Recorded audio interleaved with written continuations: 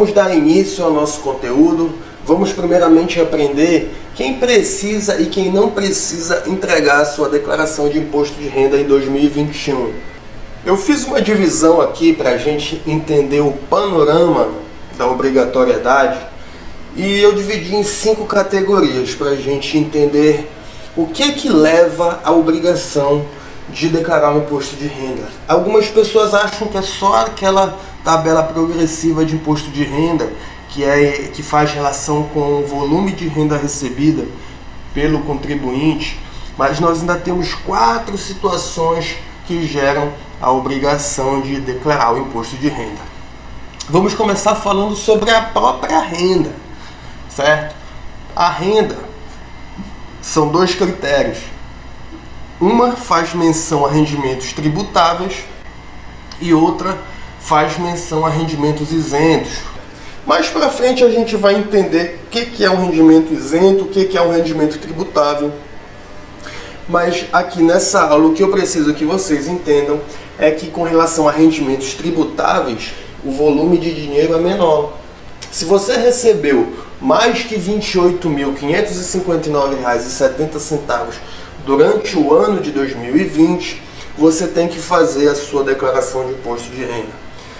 Com relação aos rendimentos isentos, não tributáveis ou tributados exclusivamente na fonte, essa soma não pode ultrapassar R$ 40.000. Se ultrapassar R$ 40.000, você tem que fazer a sua declaração de imposto de renda. Digamos que você só tenha recebido uma delas. Digamos que você recebeu R$ 30.000 tributáveis durante o ano passado. Você já precisa fazer a sua declaração. Não são cumulativos. Se você se enquadrar em apenas uma dessas hipóteses, você tem a obrigação de apresentar a declaração anual, certo? Então, qual é o outro critério utilizado pela Receita Federal? São os bens e direitos. Com relação a bens e direitos, inclusive terra nua, aquela terra que não tem nada nela, nada construído. Se você tem ou teve em 31 de dezembro do ano passado essa quantidade de bens num valor superior ao de R$ 300.000, você deve fazer a sua declaração de imposto de renda. Mas e se for menos, Carlos? Se tiver 200 mil em bens, eu preciso declarar? Se esses bens constarem na declaração, por exemplo, do cônjuge, ou se você for um dependente e constar na declaração do titular, você não precisa fazer uma declaração própria com relação a esses bens.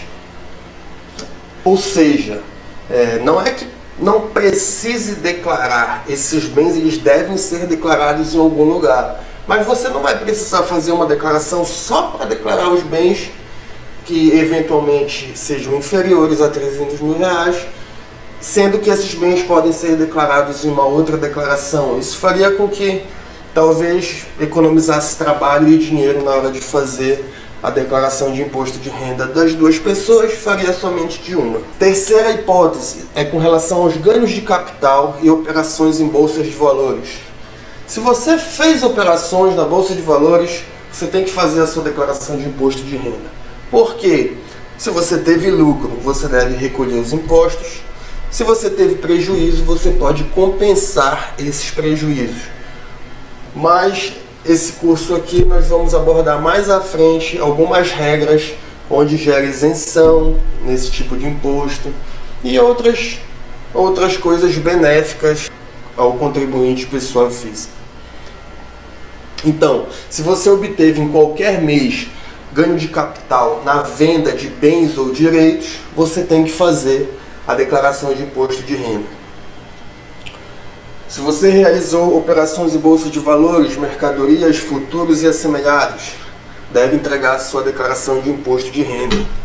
Esse artigo 39 da Lei 11.196 de 2005, que se refere à isenção de imóveis residenciais, basicamente, a gente vai ver mais à frente, mas basicamente esse artigo ele trata dos lucros auferidos com ganhos de capital na venda de um imóvel residencial, desde que esse valor seja utilizado na compra de outro imóvel residencial. Isso a gente vai ver com mais detalhes na parte de ganhos de capital na parte de isenções, de rendimentos não tributáveis. Mas basicamente, se você se beneficiou, você, digamos, tinha o seu imóvel, vendeu por 500 mil, só que comprou lá atrás por 300 mil, tecnicamente esses 200 mil eles incidiriam em impostos, que é sobre o lucro que você obteve. Porém, se você foi e comprou uma outra casa de 500 mil, você está isento de imposto de renda. É isso que fala o artigo 39 da Lei 11.196 de 2005. Mas isso é apenas para fins da obrigatoriedade, ou seja, se você se beneficiou dessa isenção, você tem que entregar a sua declaração de imposto de renda, certo?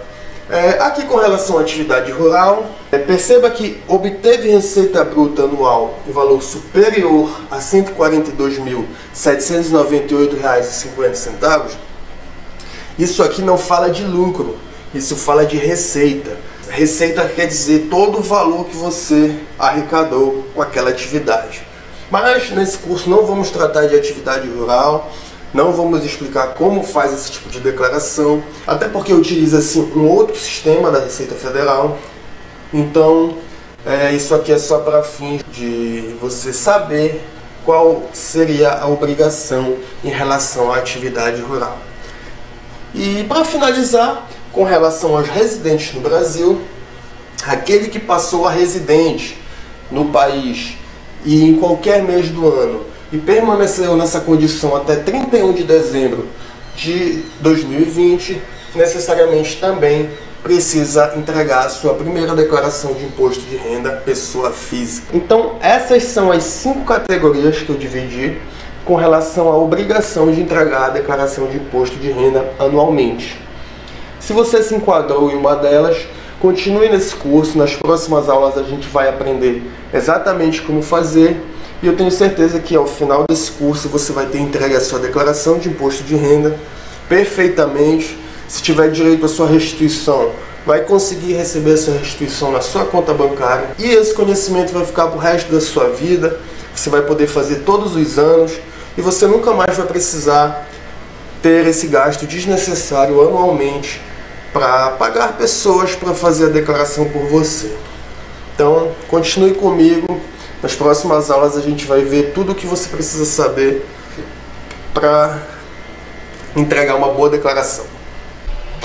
Então, vamos falar rapidamente sobre as hipóteses de dispensa de entrega da declaração.